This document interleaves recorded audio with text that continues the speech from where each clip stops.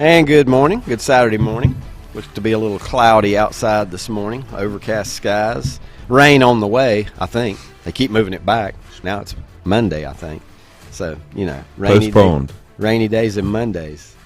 Yes, 52 degrees outside our studios this morning, and cloudy, and looks like the clouds are going to stick around all day. But like I said, the high of 61, so it's going to control the warmth a little bit as well.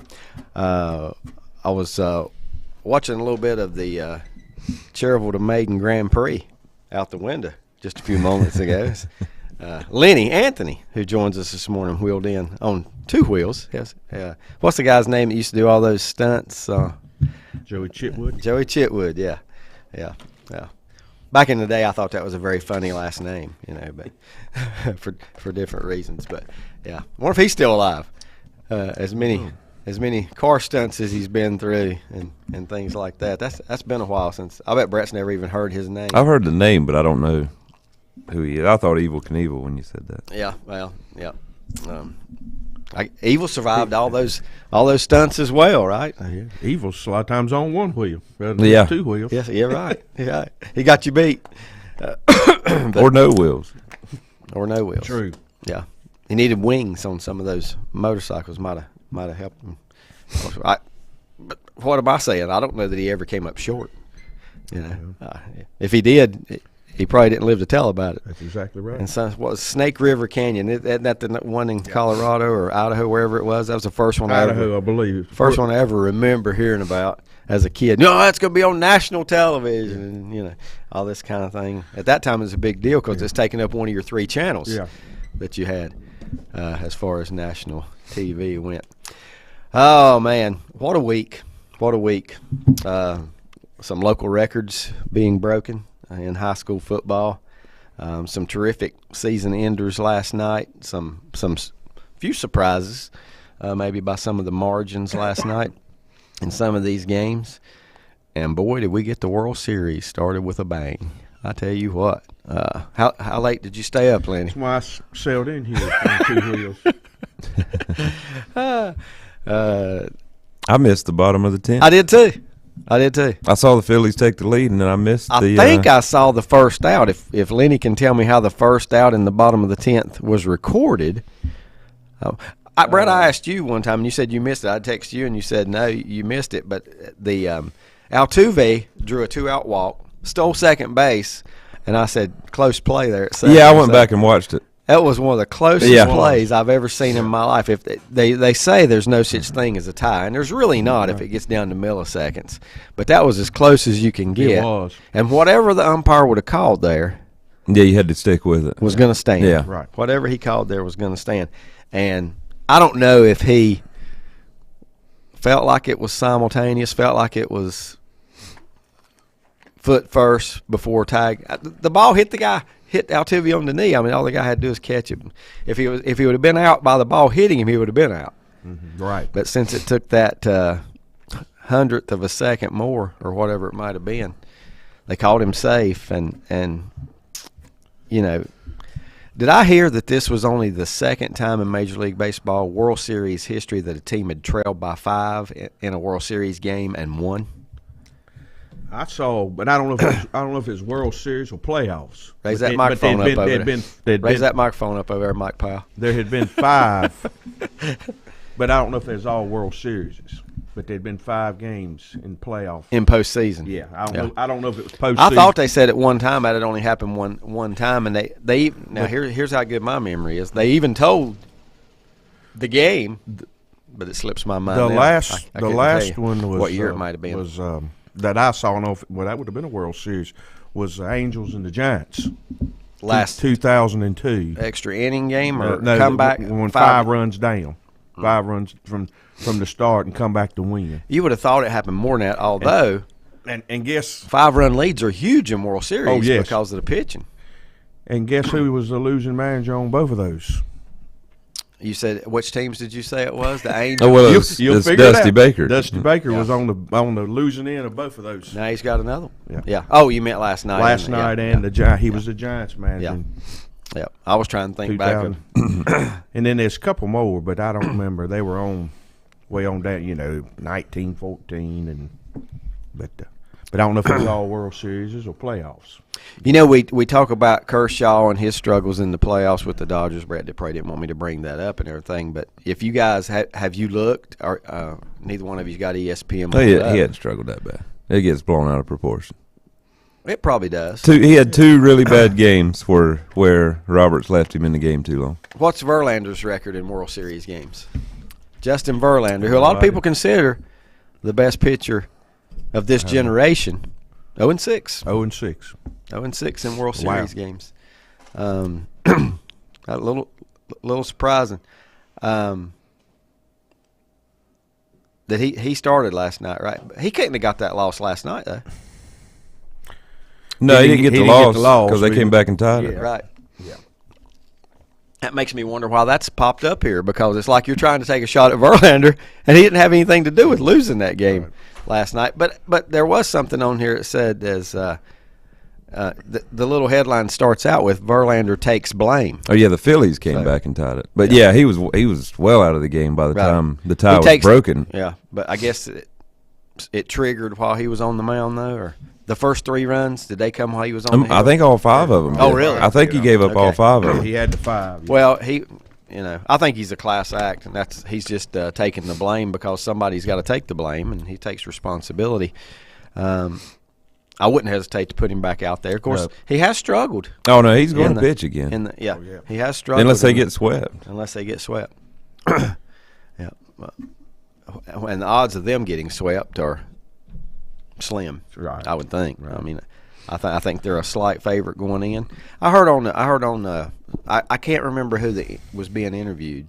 I don't know if it was John Smoltz, who's good by the way on everything he does, or who the analyst was. But they said that if the Phillies were to win this World Series, it would probably be entering the playoffs the most improbable team to win a World Series in a whole generation.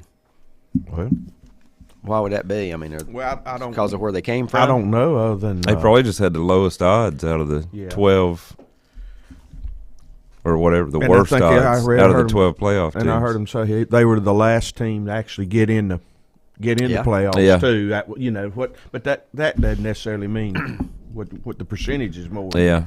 Well, I know. I bet it's just the odds. Yeah. What the odds were. If I'm the Astros, and I don't even know what time they start tonight, but I'm going to guess around 8 o'clock again. It is. That's going to be a long day to get to 8 o'clock. You know what I mean? I mean, it's going to be in your mind all day that you had a 5-0 lead, couldn't hang on to it, and it's just that they would probably rather got on the field, except for being tired and sleepy. They'd probably rather got on the field about 1 o'clock, right? And see if they don't win this game, how much trouble are they in? Or does home field matter that much anymore in the World Series? I only think it really matters for having that last at bat. I don't think the crowd or the stadium is that important. Well, I'll tell you. I think just having the last at bat is the most important thing. Philly fans though are pretty vocal, boisterous. If the Phillies come home up 2-0, it's going to be loud. Oh yeah, well it's going to be loud anyway. It's going to be loud anyway. No matter what But if they come up 2-0, it might be a little more. It'll be wild. A little. And I think Philadelphia was hoping, and we get back home 1-1. We're happy. But now they're sitting for opportunity. Yeah, they could be 2-0.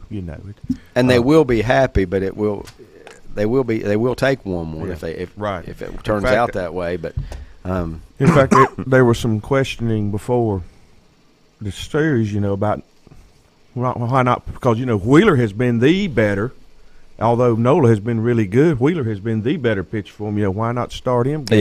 But I kind of agreed. And you can say this sitting after it's over, but Nola hadn't pitched in, because he didn't get to pitch the last series, and it said it gave Wheeler another day rest. And I think they were thinking, man, if we can just come out of this thing 1-1, we'll be happy anyway. And now, now looking back, of course, it's about the third inning. Didn't look like it was. Didn't look like that was a good decision, but Nola settled. Yeah, Nola's had, his outing before last night. He struggled. He did. But Wheeler has been dominant. Yeah, he's been lights out every time. I was looking at the ERA. Wheeler's 178, in the postseason in 25 innings. 25 innings. And then the guy going for Houston tonight, Framber Valdez, 1.42 ERA in the postseason in What's 2 that first starts. name? Framber? Yeah. Mm. That's probably not how he says it. No, I'm sure it's not. Well, they're talking about you're talking about Framber Valdez. That was during the season. He had more quality starts than anybody in the now. Yeah, at least 5 innings? Yeah. I think it's 6. You got to go 6 and give up 3 runs or less. That he led the quality start. Some point in time he was like 25 in a row, and I think he ended up like 28 total quality. Yeah, that's impressive with the way bullpens are used nowadays. Okay. Going 6 innings that many times is impressive. I got a question for you about the World Series. So, who had a worse night last night? Dusty Baker. And I'm not talking about his moves or anything. I'm just saying who had a worse night, Dusty Baker, Justin Verlander, or Eric Burton? There's your trick question. Eric Burton. They've got a whole story on this subject here this morning. Eric Burton sang the national anthem before the game and botched the words, it says here. Yeah. It says here he sang, "What so proudly we hailed at the twilight's last," and it is a computer world these days. Streaming.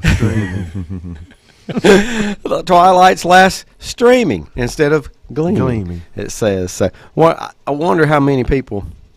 Were you watching when they sang? I didn't see that. No, okay. I hadn't come in yet. Okay. I was just wondering how many people. How noticeable was it? If anybody's out there that saw this, and did the broadcasters comment on it? When it went back to them and that kind of thing. And who are the broadcasters? I don't even remember because I got home. I had the sound down low. I was trying to get ready. My football game I covered last night went 17 hours. It was a long one. It was a marathon. But it was worth it. I'll say that. It was a double overtime game. It was a terrific football game.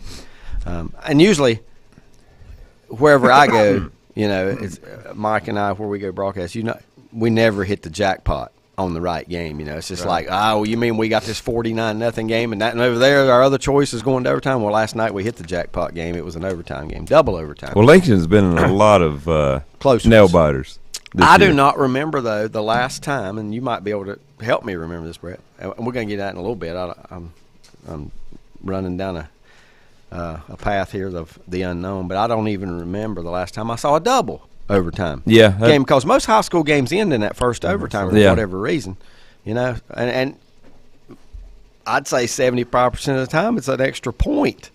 Or a team going for 2. By that. Just some form of extra point. Right. But I don't remember. I've seen a lot of Lincoln overtime games, but I don't remember doubles. A double overtime. There probably was one, but I don't remember one. one. They've been to overtime a lot with South Point. And the funny thing there, I can remember 3, and they won them all. Well, a couple of those is where South Point scored first, kicked the extra point, Lincoln scored and went for 2.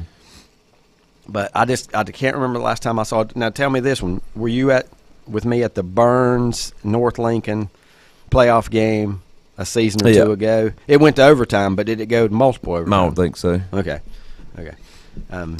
No, I think it was the first overtime. North Lincoln didn't score at all, maybe? I think so. And then Burns ran it in on the first play. Yeah. Sweezy, Cam Sweezy. Wow. He can't remember, can he? Oh, me. Another trivia question of mine just popped up on my screen, because when I saw this stat the other day, I just had to ask, and Lanny will appreciate this trivia question. I'm gonna tell you something, okay? This has to do with NFL, and I'm gonna do it now because that way it gives people a little time to think on it. It has to do with the NFL. Winning percentage. I'm just going to tell you 2 winning percentages and tell me what they are, what they indicate, or what they're from. Winning percentage of 744, not bad in the NFL, right? Winning percentage of 471. Think about that for a minute. Winning percentage of 744 versus a winning percentage of 471. And it involves somebody that's in the news a lot. I'll just say that. So it involves somebody that's in the news quite a bit. But But Tom Brady. Now I got you thinking. You're on the right track. You're on the right track. Who announced his divorce this week, by the way, to the media, or wherever he announced it. I don't know how he announced it or where he announced it, but Mike Powell set me up last night. I just got to tell you this. I don't know how many people listened to our broadcast last night, but Mike Powell, I said we had a little break during the game, and Mike said, I said that Tom Brady announced his divorce this week. He's really been struggling on the football field and all this kind of stuff and having his worst year of his career. And Mike Powell said, he said, well, you know, he did have a lot on his plate. I said, yes, everything but dinner at home. He did not get dinner at home on his plate. So I don't know why that tore Mike up so bad, but he liked that. So Eric Burton, is that what I said? Not Eric Burden. Not Burden. Yeah. Of war. Yeah. Sometimes. But Phillies 1-0. Going to go through these headlines real quickly here. Realmuto's home run in the 10th gave Phillies the lead, and I'm telling you, they made a great defensive play in the bottom of the 9th. Yeah. When Altuve was at second. I don't think I ever got to the catch. We were just talking about that play and the umpire's call, but that set up the game-saving diving catch in right field. What was his name? Castellanos. Yeah. And he laid out. Yeah. And the way they talked, I don't know. I don't follow him enough. They talked like defense wasn't really his forte. No, but he's made another good play in a series earlier. I don't remember who. Has he? Not quite as good as that one, but very close to it. I can't remember who it was, if it was in the Padres. I think it was in San Diego. It was like the final out of the game. Yeah, that's right. Whichever game it was. It was. That's exactly right. Yeah. Well, you know, I mean, we've seen people come through with big plays. We saw Giancarlo Stanton make a nice running catch into the wall. He broke the glass in the scoreboard or whatever there when he did it. But, you know, he's not known for his defense, but they had to have that bat in the lineup. I don't know why, but they had to have that bat in the lineup. No jab there intended. But you know, these guys, I mean, they can play. When they have to, they can play, and most of the time they're going to make a play.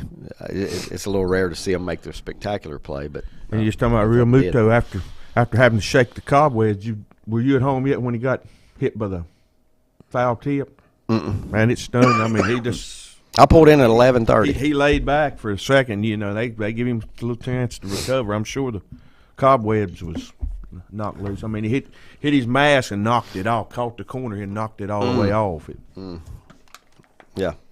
You guys think about that 744 and 471 winning percentage, though, and see if you can come up with what that refers to.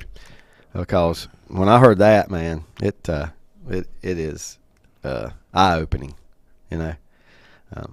Realmuto's home run in the 10th caps the Phillies' comeback. Verlander takes the blame for this World Series record, sits at 0-6. Is that last night was not affected, though. He did not lose that game. New England with and without Brady? That's it. New England with Brady. What did I say it was? 744. 744. New England without Brady, 471. Wow. That is major. And how many quarterbacks have they had in the starting position since Brady's departure? Just what's Brady been going through? This is the third year. Third year. Probably six. Yeah, quite a few bodies. And Hoyer was the starter about 12 times, but all just as fill-in roles, right? Brian Hoyer. Let's see. Anything else here? A legendary Georgia football coach, Vince Dooley. Now, if I got him right, Vince was Georgia, right? Vince was Georgia. We just discussed this a couple days ago. I heard this. I just discussed this a couple days ago, but it says he dies at age 90. We were talking about this at a Sports Hall of Fame meeting, and that was on Tuesday night, I believe. We were just talking about the Dooley brothers. Right. And then now this one passes away at age 90. When did that happen, David? I'd seen he had been in the hospital, I think COVID. He was the coach of the Herschel Walker team that won the national championship, right? Let's see. Georgia Bulldogs has died at the age of 90. The announcement came in a statement on Friday. Okay. The school announced on Friday. So I'm guessing it either happened earlier on Friday or it happened Thursday night late maybe. Well, I had seen sometime another he was in the hospital, but Usually COVID related. That's usually you hear that kind of stuff. It's did. either on Twitter or you hear a sports talk show talking about it. But that's the first this is the first, like you, the first I've heard of that. Lakers extol Russ' impact off the bench despite loss. Explain, Brett. What are they, sitting at 0-5? 0-5, yeah. 0-5. Yeah, Westbrook wasn't in the starting lineup last night. He played 32 minutes off the bench, though. He played starter minutes. Scored 18, 5 turnovers. Typical game for him, I guess. Anthony Davis didn't play. He's out with lower back tightness. Street clothes. Yeah, street clothes Davis. Is it Barkley? Yeah. They called him street clothes Davis? That's an insult. I mean, you can take that as a very strong insult, but, Well, he's telling the truth. I mean, what Barkley always tells the truth. Yeah. I mean, you don't have to worry about him. You know where you stand. But I don't know. What do you do? What do you do? I mean, he's under contract. He's going to make the money. Do you have any speculation on this injury? What it is? How long it's going to? I think it's short term, but for now, you never know with him. Yeah. I mean, then you bring him back and he could injure something else, and there'll be another short term. They just did not do a good job in the offseason with their roster. They didn't add any shooting. The little bit of shooting they had, they let them go, and their 3-point percentage is just awful right now. Yeah, and they don't even have Ben Simmons. I was going to ask you, are the Lakers tanking?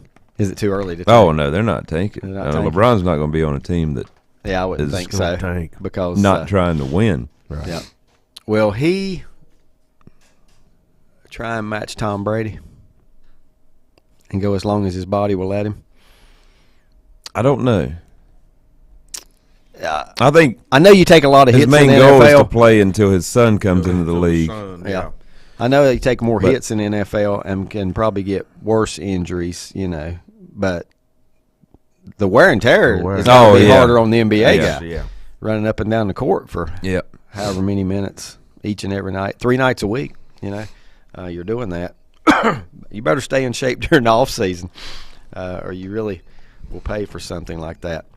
Let's see. Spurs cut 21 lottery pick Primo, cite best interest. So he was a lottery pick. Do you remember? I don't even recall. The name sounds familiar, but I don't even remember. Was Primo not the name of the player in The Fan? When Robert De Niro played the Robert De Niro and the Wesley Snipes. Yeah, That wasn't Wesley Snipes. No, it was an character. It might have been another player. Right. It seemed like it was Primo though. In that he was that movie. Bobby Rayburn. Yeah, it was I think it was the guy. The Primo guy was like either under a big contract or getting ready to get a new one and wanted the Brinks truck to back up, and it seemed like I don't know. I can't even remember how the movie went. It seemed like De Niro confronted him, as he confronted a lot of people. Yeah. But that pretty much winds up the headlines on here. As we said, the Phillies lead 1-0. The game 2, is it tonight at 8? I haven't.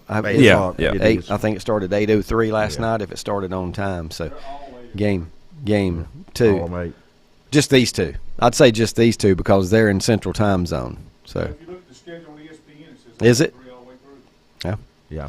That's a little late for me. I wish I don't mind on the weekend or last night when I get home, but late. But it is a little late because they'll be playing again on Monday, Tuesday, and Wednesday, right? Mm-hmm. In am I forgetting Philadelphia on the East Coast? So I'm sure the Phillies fans don't care. They'll be there if it starts at midnight. That's the way it's going to be. We're going to take our first time out. Denny Hoover says East Carolina became bowl eligible. He almost put edible here. East Carolina became bowl edible. And I've eaten out of a bowl many times. But with 27-24 win over, I'm picking at you, Denny, over Brigham Young last night. That's a big win for them. I didn't even realize they beat BYU last night. Big deal for the Pirates fans considering recent struggles. They sit at 6-3 right now on the season. Does East Carolina football? Denny, I thought East Carolina was a baseball school. Now I thought they were a baseball school, but that's encouraging and good news for East Carolina fans. I will say this, and we're going to get college football, but I checked score the other night on NC State and Virginia Tech, 14-3. Forgot about it. So you know what won. You know what happened. NC State come back and won. Come back and won the game. I didn't know till it was over. Yeah. I forgot. I didn't know till the next day. I didn't know they was playing. Didn't know till the next day. Oh, man. Well, you know what time of year it is. As we go to break, here you go. You're going down the road. You got 2 songs. What you going to listen to? Witchy Woman or Werewolves of London? Back in a minute. Untangling your headphones, finding the right remote, saying goodbye to your favorite shirt that hasn't fit in 10 years. Why are simple things sometimes so complicated? Thankfully, with auto owners, insurance doesn't have to be one of them. Auto Owners works with independent agents who live in your community and answer when you call, so you can worry about more important things, like finding a new favorite shirt. That's simple human sense. Call Mooney Insurance in Maiden or East Lincoln Insurance in Denver or visit mooneyinsurance.com. Times convenience stores are more than convenient. They're your neighborhood store, your store. With locations in Lincoln, Catawba, Gaston, Iredell, and Mecklenburg counties, there's one near you. Times convenience stores have the right items at the right price, from snacks, cold drinks, and light meals from the grill, and there's always a special to save you time and money. Times has what you need. Times convenience stores, there's one near you. Regardless of where you're going, there's one on your way. Remember, there's always time to stop by Times. Have you thought about when you would like to retire? One of your major assets is planning for retirement is time, and you lose a little of it each day. The longer you wait to start accumulating capital for retirement, the harder it's going to be. How should you plan for retirement? Start by calculating approximately how much capital you will need at retirement, then estimate how much you will have to put away each year. Finally, carefully choose the investments in which you will invest. Stiefel Nicholas can assist you. Call Fort Rembert today at 828-624-7300. Stiefel Nicholas, member SIPC, and the New York Stock Exchange. First Federal Savings Bank has been serving Lincoln County since 1940. And as it has been from the beginning, customer service is a priority to First Federal Savings Bank. They want to get to know you by name. First Federal Savings Bank has the convenience, the products, and the services that the larger banks have, but with hometown people that you see throughout your community. Stop in and visit one of their 4 convenient locations and see what First Federal Savings Bank has to offer you. Member FDIC, an equal housing lender.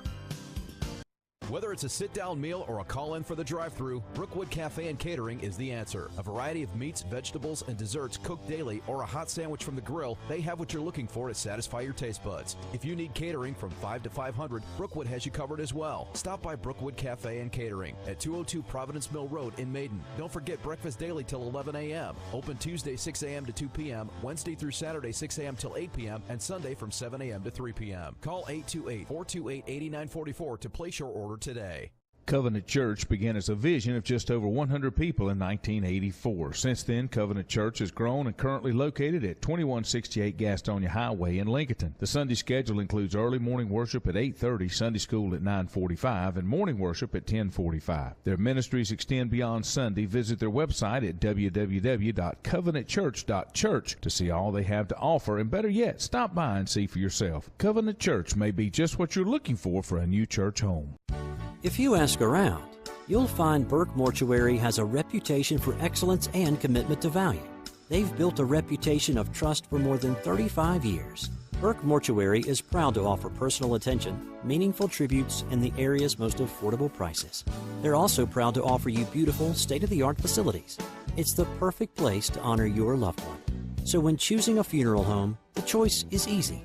Choose Burke Mortuary with locations in Maiden and Newton.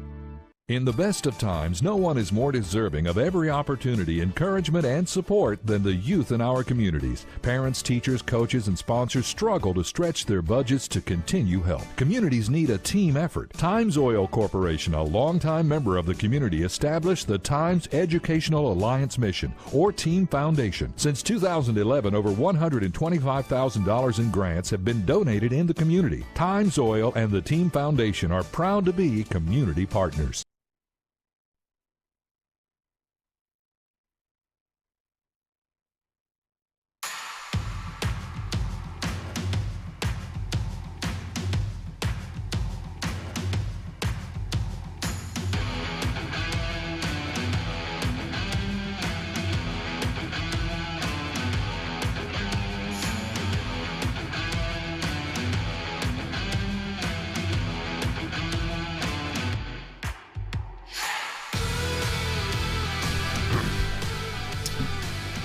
Welcome back.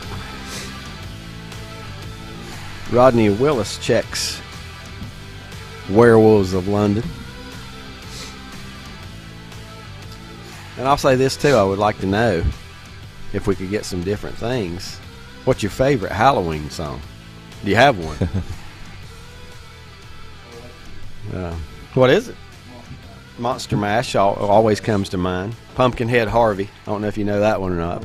I like it. It's pretty neat. It's more of a stupid. Well, I guess they're all stupid, right? The Halloween songs, but yeah, the classic rock ones though. The only ones I can really think of are Witchy Woman. I did want to say Black Magic Woman by Santana. Throw that in there too. The voodoo going on. But those and Werewolves of London. And I read a story on Werewolves of London the other day. Who wrote that thing? I don't know why this popped up, but it was like somebody wrote it, didn't think it'd be any good, and it just sat there for a while before it went to Warren Zevon. And either that or he wrote it and it later came back to him. He wasn't going to be the original artist, but whatever it was, it was. I think it made its rounds a little bit before he made it famous, and still on the radio a lot today. Oh yeah. Not even just in the Halloween time, but still on there quite a bit today. Let's see as I click on here and look at the college football schedule. First, it gives me Thursday's scores. Utah and Washington State, they had a battle on Thursday night. I did not get to see any of that one for whatever reason, but Utah won 21-17. NC State came from 14-3 deficit to beat Virginia Tech 22-21, and Southern Miss defeated Louisiana, the Raging Cajuns, 39-24. Then last night, as Denny Hoover has informed us, East Carolina 27, Brigham Young 24. Brigham Young has had to have the most travel of any college football game. I don't know where they played last night. It might have been at home. It was at home. But their games have been everywhere, have they not? Yeah. I mean, didn't they play in the state of Virginia? They played Liberty. Liberty. Yeah. Played Liberty. Went to Notre Dame. No, that game was in Las Vegas. Okay, in Vegas. Well, they went to Vegas. That was a short ride though, but they've had some trips this year. It seems like because their schedule's just all over the country. Also, last night nobody gave me this one, but in double overtime, Florida International 42 and Louisiana Tech 34, 42-34 last night. Let's see, run down real quick some of the highlights today. Ohio State, number 2 in the country, at Penn State. Here's your two games that were far away from each other for BYU. At South Florida and at Oregon. Yes, they were. Yeah. That's covering the whole country. Yeah. What's the town that it's not Provo? Are they in Provo? I think it is. Anyway, the flight from there to Oregon's not short. Yeah, that's a long flight. Yeah. I mean, that's probably like us going from here to Chicago or something like that. Maybe a little more, but that one to South Florida there. That's a movie flight. That's what I'll say. That's a movie flight. Let's see. I always feel like somebody's watching me from Thriller. Denny says that's Denley, his daughter's favorite. So, hey, Thriller would be a good one too, as well. I wonder if it ever came out. Did it come out at Halloween? Or I don't know if it did or not. Ohio State, Penn State. White out today at Penn State. They have a white out every week, don't they? Yeah, they wear the all white. What odds would you give? What's the spread in that one, Brett? You see it? 14.5. 14.5. Lenny says worse than that. I heard him say it'll be worse than that. Well, after the way Michigan ran all over Penn State, I know Ohio State's a different kind of team, but Michigan had 400-plus yards rushing against Penn State. Now, it was at Michigan. You give them that, too. And this one is at Penn State. I think it could be close till halftime, but I mean, I think Ohio State would beat them by more than 14. That's what I'm thinking. This would be Penn State's had several chances over the last few years to have a statement win and get back in the national championship picture, which they've been absent from for a long time. Right. This is one of those. If they could come in there ranked 13th and beat Ohio State, whether it's by 1 in 5 overtimes or whatever it may be. Of course, you can't win by 1 in 5 overtimes. That's impossible, right? But, well, yeah, it is impossible. Can you kick the new rules in college football, can you kick a field goal? Because, you have to go – once you get to a certain point, it's just 2-point conversions over and over. Yeah. I don't think you can kick a field goal once you get to the third overtime. No, I don't think so. Otherwise, you could win by 1. But it'd be all – if you want to see a coaching mishap, let one team kick a field goal and the other one go for 2. After you mean we didn't win? Yeah. I thought you just got 1 point for that kick. Penn State, that game's on Fox. The last couple of weeks we've had some doozies on at noon, kicking things off early in the day. I'm going to ask a question. Brett asked us earlier and see if anybody knows, because I tried to look it up and it really didn't give me anything definitive. Has the state of North Carolina, the high schools in North Carolina, ever produced a Heisman Trophy winner? And I can't remember one, but Brett brought that up because of Hendon Hooker at Tennessee. He's one of the leading candidates right now. Who's the other one? There's 2 that they talk about a lot. It's Hendon Hooker, and it is. Well, I'd say the Ohio State quarterback. Is. That's who it is. Stroud. C.J. Stroud. That's exactly who it is. But yeah, I mean, at this point right now, one of those guys would be named the Heisman Trophy winner, I do believe. And I don't know if there's anybody else that. I didn't see that coming with Hooker when he was at Virginia Tech. Yep, and he went to Greensboro Dudley. Yeah, I didn't even realize he went to Virginia Tech first. He played Virginia Tech for a year, maybe 2. Right. But yeah, I can't think. Some that come to mind are Todd Gurley, but I don't know if he was even ever invited to the Heisman as a finalist. Was he, Brett? Do you remember? I don't think so. Played his football at Tarboro. Well, going into, I don't remember what year it was, but he didn't get it. He had a down year. But Bryce Love at Stanford, after his sophomore, they said, well, he's probably the front runner the next year, and then he just kind of. And which high school was it he played at? I remember him. He was down around the Raleigh area. Was it Wake Forest? I'm not sure, but it's somewhere right in that. It was in the eastern part. Yeah. It might have been Wake Forest High School. Yep. And he just kind of disappeared off the. When you brought that name up, I knew exactly who you're talking about, but I haven't heard of him in 2 or 3 years. Yeah. So I don't know what happened there. He may be on the NFL team, but I don't think so. I don't. If he is, he's not getting any playing time, at least right now. The surprise of the year in college football might be TCU. The Horned Frogs are ranked 7th in the country, still undefeated. They've got a big game. Who they got? West Virginia? At West Virginia. We talked about this, I think, was it last Saturday, Brett? We named their games they had left, and we said they're not going undefeated. It's just too tough. They've got not that if you look at each one individually, they might be favored to win it, but it's just the law of averages are going to catch up because they're all even matchups, and I don't think they can maintain the undefeated record. Notre Dame at Syracuse. This is the odd part here. Unranked Notre Dame at 16th ranked Syracuse. Auburn hosts Arkansas today in an SEC game. Oklahoma is at Iowa State. Boston College at UConn. Georgia Tech at Florida State. Miami is at Virginia. What is going on with Miami?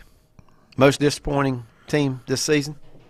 They got to be one of them. Right there would be one of them. They would. I was, and I kind of feel like Cristobal don't really have his players there yet that he totally wants, but there's talent there. Didn't they lose to a mid-major or two? Well, Duke beat them bad. And Duke's a mid-major football program. That was a Middle Tennessee, State, wasn't it? Yeah. They lost that game too. Yeah, lost to them. Yeah. That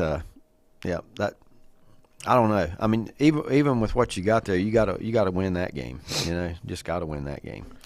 Our buddy Derek Smith is in Jacksonville today to watch his Bulldogs, number 1 in the country, host Florida. World's biggest cocktail party. Georgia goes to Florida to host Florida, if that makes any sense to you at all. I love it. They'll always play that game there.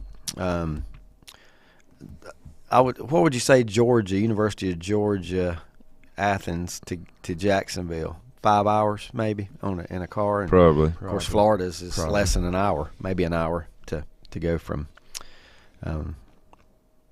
What is I forgot. Gainesville. Gainesville. Thank you. Yeah, short ride for the Gators. The Gators have really started struggling though. Here, they got off to a pretty good start, but they have struggled as of late. Unranked and going to playing number 1 Georgia, and Georgia's had their number for quite a few years now. Number 8 Oregon at California. Number 9 Oklahoma State at number 22 K-State. I got to give Gundy some credit. I mean, like him or not like him, he is winning close games. Right. And usually winning close games comes down to coaching. That's right. You know? So I got to give him some credit there. He's got his team ranked 9th in the country. Who will they be battling for that? It's not going to be Oklahoma this year, right? Yeah, that they're going to be battling for the conference championship down the road. I can't even. TCU. What is TCU? It's got to be TCU. Because, and what's Kansas State's record now? What are they? TCU's still undefeated. That's a good question. Yep. But TCU's not going to stay undefeated. That's what we were talking about. That schedule's just too tough. Right. They should win today, though. They should win today. Charlotte released their coach this past week. They go to Rice. Rutgers at Minnesota. That's such an odd Big Ten matchup. Let's see. We got Cincinnati at Central Florida. Illinois at Nebraska. Also involving ranked teams. Appalachian is at home today to take on Robert Morris. And yes, I have been to Robert Morris University in I don't know what the name. I can't remember the name of the actual little town that it's in, but it's just a suburb of Pittsburgh. Yep. Just in Pittsburgh. Is that a conference game? Robert Morris? Are they in the Sun Belt? You know, this late in the season, would you just automatically think it's a conference game? You'd think it would be. Unless they have an odd number of teams and they have to, find somebody to play that week. But you're going to have to look that one up, Brett. Yeah. Missouri's at South Carolina. South Carolina now number 25. Big win last week for them, beating Texas A&M. Texas A&M, they might also compete for the most disappointing college football team this season. Bourbon Bowl today. Jack Daniels versus Jim Beam. Jack Daniels versus Jim Beam. Kentucky's Kentucky and Tennessee. loaded with them. Kentucky has many. Yeah. What else you gonna do? Number 19, Kentucky. Coal mine, which brings me to a whole different subject if you do coal mine, because you guys see the guy that went viral this week sitting in the Kentucky arena, watching a basketball game, and didn't go home first, and he was covered in coal ash, whatever. That picture went viral. So and I like it. That's good. That's a devoted fan. He just I don't have time. I'm going straight. Face covered in it, but. Unless he did that on purpose just to get the attention, which I wouldn't think so. There's other ways to get the attention, right? Just run on the field naked. Right. Run. Was gifted to him kind of the last minute. Is that right? Got tickets given to him at the last minute. It's the reason he showed up. And I wondered if Kentucky. It didn't look like it was in Rupp Arena to me. It looked like I don't know if there's a. Maybe it was. It was like a blue-white game, and I don't know if they traveled somewhere. Yeah, I don't know. I don't know. I think it was their blue-white. Yeah, or whatever they call it. Their.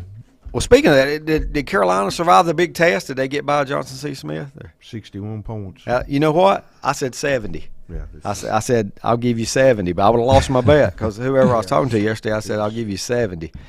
Tennessee and Kentucky. Number 3, Tennessee. That's been a long time coming for the Vols. They're back in the national spotlight now. And they've always been a school that could recruit nationally. They get a lot of players from the West Coast, good players from the West Coast. This is going to help being back in the spotlight here at number 3. This is one, though, where you can't lay an egg because Georgia might be next week. I think it is. Yeah, so tough little stretch here for the Vols. You don't want to look ahead because it is next week. Yeah, because Kentucky's beaten. And where do they Tennessee. play at? At Georgia next week. At Tennessee today. Yep. Same thing with Georgia. Florida's good enough to beat Georgia, so they can't look ahead. And it's a rivalry. And a lot of times you have to throw out the records, but. Southern Cal coming in at number 10. Southern Cal's got a loss, right? Yes. Yeah. And who was it to? Was it Utah? Utah, okay. That's not a bad loss. Southern Cal number 10 at Arizona. Colorado State at Boise State. It is Coastal Carolina playing at Marshall. Big rivalry game today. It should be lopsided, though, but Michigan always has trouble with Michigan State for whatever reason. But that one's at 7:30 tonight in the big house. So bringing in those temporary lights again. 23-point spread. 23-point spread. You know what? Take the points. I would definitely take the points. Probably in that. so. I would take Michigan State in the points in that. I just don't, they're going to play as hard as they can possibly play in that game today. And Michigan State had their off week last week. Gives them a week to prepare. Coming off a win over Wisconsin. So, yeah, they're probably feeling confident. And you know Michigan State's going to do everything they can to stay in that game. Ned says that the coal miner at the basketball game, Ned read that he rushed home to pick up his young son and just went straight to the game. So there you go. Got to do what you got to do to make it, right? And there's not many showers installed at coal mines. So it's not like he could have just – and like I said, if that was a last-minute thing, he didn't have a change of clothes anyway, most likely. But, yeah, good for him. Ole Miss at Texas A&M, Arizona State at Colorado. Pitt at North Carolina. Carolina ranked number 21 in the country. Baylor at Texas Tech. Stanford at UCLA. UCLA took their first loss last week to – I know it's a conference game, but I can't Oregon. think. Oregon, yeah. Oregon's played great since the opening loss. Since the first game. Yep. Since they lost to Georgia, it has awoke them. Is Carolina the worst one-loss team in the country? Defensively. Defensively, they are. Defensively. I think their offense is pretty good. Their offense is good. But defensively, yeah, they probably are. But Duke should have beat them. Here's your trivia question. How many teams have give up 40 points in a quarter and remain ranked? Yeah, how many games? Yeah. I mean, how many teams 40 have and given a up quarter. 40 and a quarter? Yeah. How many 40 quarter games during the year? Very few. But I bet you really in the past it probably hadn't happened to a ranked team. If somebody and they weren't ranked at the time, they climbed their way back in, I think. So Stanford at UCLA, I mentioned that one. Wyoming at Hawaii, that's culture shock. Nevada, San Jose State, and San Diego State at Fresno State. Who's the big popular duo out of Fresno State in the NFL? It might be popular, but they're not getting it done too much. Right now. Derek Carr and Devontae Adams. The first one that came to mind for me was Paul George in the NBA. Paul Fresno George. State. I did not realize he went to. I didn't even know Fresno State had basketball. Well, I remember when Tark was there. I do. Tark was there before Vegas. No, it was after Vegas. Oh, really? Trying to have a rehabilitation and come back. They're the only school that offered him a towel. Yeah, a towel to chew. By the way, Monty Mosteller says "witchy woman." Witchy woman. There you go. So, did you guys have one? I'm kind of in between on that one. Yeah, I got Brett stumped for once. He can't give an answer. I like them both too. Obviously, I like the Eagles, but there again, that's why I don't want it to be a group thing. Right. Yeah. Because then 99%. Well, yeah, they had way the more Eagles. hits than Warren Zevon. Yeah, like every other one. Yeah. Warren had two. He had a couple. Hits. Well, he's got maybe not hits, but he's got some good songs. Yeah, he does. A weird individual, it'd have to be, right? Yeah. Strange looking individual from that 60s period when there were quite a few. Let's see. What was I going to throw at you? Lanny tells me, and this is we talked about the World Series already, but he says the first time in 72 years that neither team in the World Series has an African American player. American born. That was American born. Why did I say African American? I thought you said that. So, What's an American born? Okay, yeah, there it is. American born African American. Yeah. So who is the African American that was not born? Who's playing that was not born in the United States? Well, then I would have just left that part out. That makes me wonder now. Is there one that was born somewhere? A lot of times they're born somewhere else because of military, you know. So I could see that happening, but I'd have to look at the rosters. That's pretty deep there. I'd have to look at the rosters and see if I recognized anybody. We'll take a time out. Appreciate you tuning in to Sports Talk this morning. Back with more here in a minute. untangling your headphones, finding the right remote, saying goodbye to your favorite shirt that hasn't fit in 10 years. Why are simple things sometimes so complicated? Thankfully, with auto owners, insurance doesn't have to be one of them. Auto Owners works with independent agents who live in your community and answer when you call, so you can worry about more important things, like finding a new favorite shirt. That's simple human sense. Call Mooney Insurance in Maiden or East Lincoln Insurance in Denver or visit MooneyInsurance.com. Times convenience stores are more than convenient. They're your neighborhood store, your store. With locations in Lincoln, Catawba, Gaston, Iredell, and Mecklenburg counties, there's one near you. Times convenience stores have the right items at the right price, from snacks, cold drinks, and light meals from the grill, and there's always a special to save you time and money. Times has what you need. Times convenience stores, there's one near you. Regardless of where you're going, there's one on your way. Remember, there's always time to stop by Times. Have you thought about when you would like to retire? One of your major assets is planning for retirement is time, and you lose a little of it each day. The longer you wait to start accumulating capital for retirement, the harder it's going to be. How should you plan for retirement? Start by calculating approximately how much capital you will need at retirement, then estimate how much you will have to put away each year. Finally, carefully choose the investments in which you will invest. Stiefel Nicholas can assist you. Call Ford Rembert today at 828-624-7300. Stiefel Nicholas, member SIPC, and the New York Stock Exchange. First Federal Savings Bank has been serving Lincoln County since 1940. And as it has been from the beginning, customer service is a priority to First Federal Savings Bank. They want to get to know you by name. First Federal Savings Bank has the convenience, the products, and the services that the larger banks have, but with hometown people that you see throughout your community. Stop in and visit one of their 4 convenient locations and see what First Federal Savings Bank has to offer you. Member FDIC, an equal housing lender. Whether it's a sit-down meal or a call-in for the drive-thru, Brookwood Cafe and Catering is the answer. A variety of meats, vegetables, and desserts cooked daily, or a hot sandwich from the grill, they have what you're looking for to satisfy your taste buds. If you need catering from 5 to 500, Brookwood has you covered as well. Stop by Brookwood Cafe and Catering at 202 Providence Mill Road in Maiden. Don't forget breakfast daily till 11 a.m. Open Tuesday 6 a.m. to 2 p.m., Wednesday through Saturday 6 a.m. till 8 p.m., and Sunday from 7 a.m. to 3 p.m. Call 828-428-8944 to place your order today. Covenant Church began as a vision of just over 100 people in 1984. Since then, Covenant Church has grown and currently located at 2168 Gastonia Highway in Lincoln. The Sunday schedule includes early morning worship at 8:30, Sunday school at 9:45, and morning worship at 10:45. Their ministries extend beyond Sunday. Visit their website at www.covenantchurch.church to see all they have to offer, and better yet, stop by and see for yourself. Covenant Church may be just what you're looking for a new church home. If you ask around, you'll find Burke Mortuary has a reputation for excellence and commitment to value. They've built a reputation of trust for more than 35 years. Burke Mortuary is proud to offer personal attention, meaningful tributes, and the area's most affordable prices. They're also proud to offer you beautiful, state-of-the-art facilities. It's the perfect place to honor your loved one. So when choosing a funeral home, the choice is easy. Choose Burke Mortuary with locations in Maiden and Newton.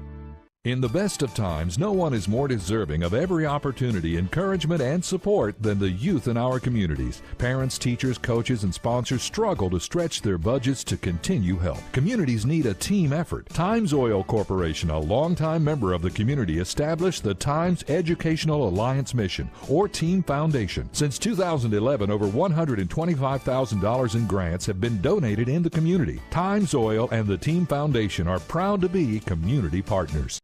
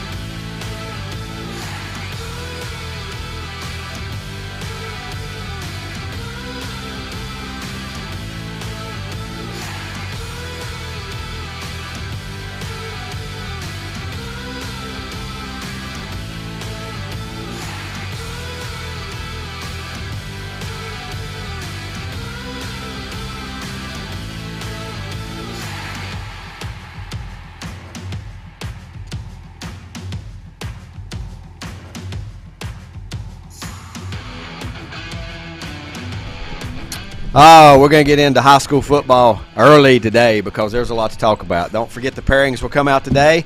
Unbelievable! The Max Preps RPI is already updated this morning. Reidsville stays number 1. I'll give you that much right now. That's just a quick plug. Reidsville stays number 1 with a loss.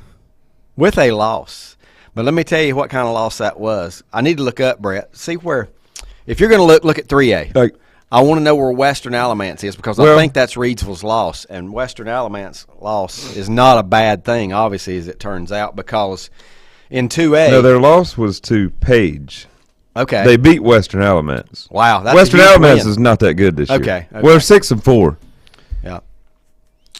So I think Eastern Alamance is the one that's really good. Yeah, they're back and forth all the time, but it might be Eastern right now. Their loss was to Page. Page is just 5-5, but it's still a good 4A.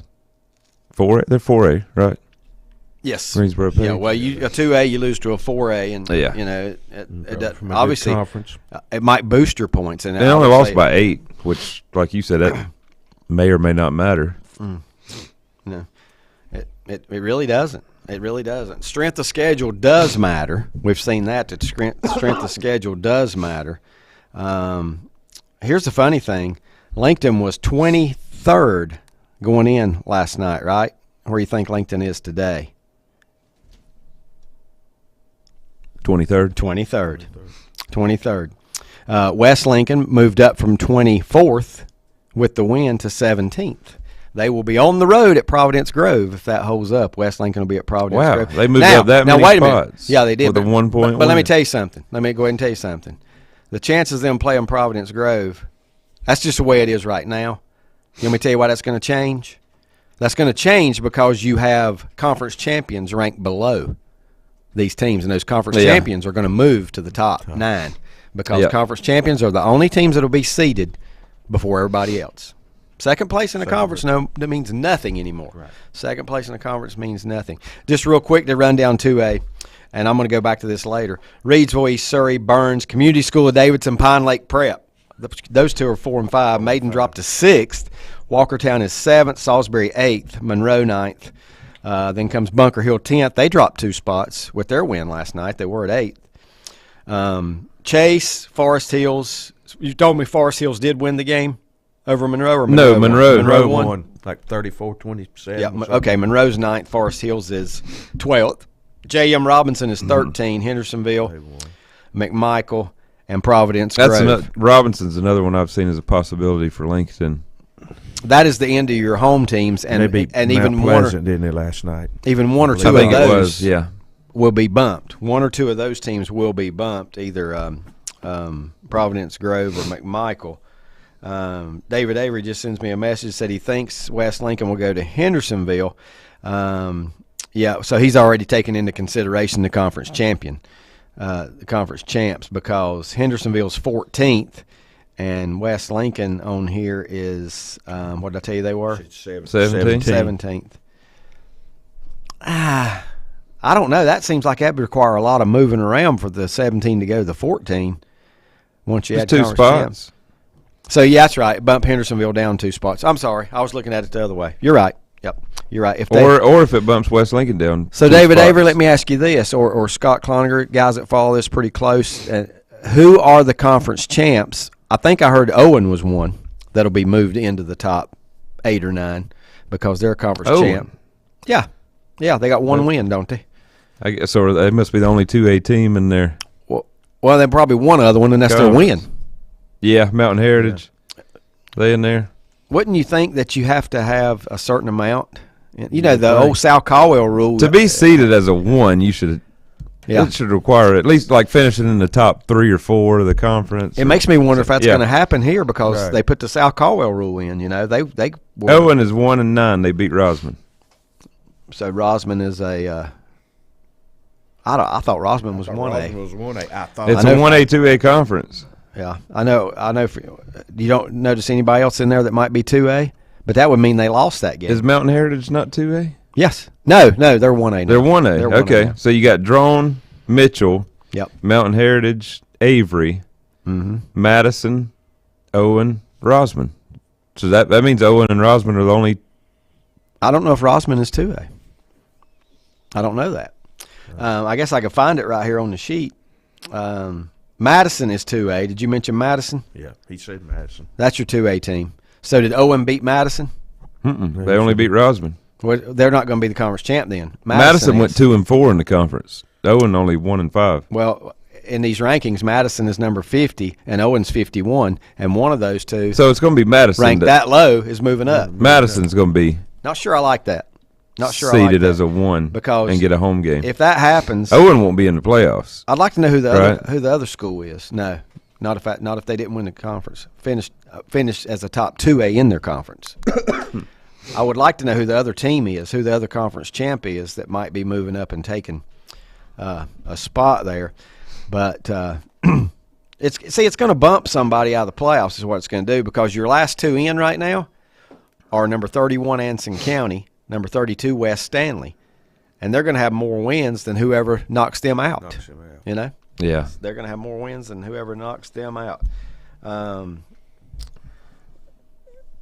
Dave, wow, a lot of typing here by David Avery, but he says he believes it's going to be this way: Reidsville playing Madison.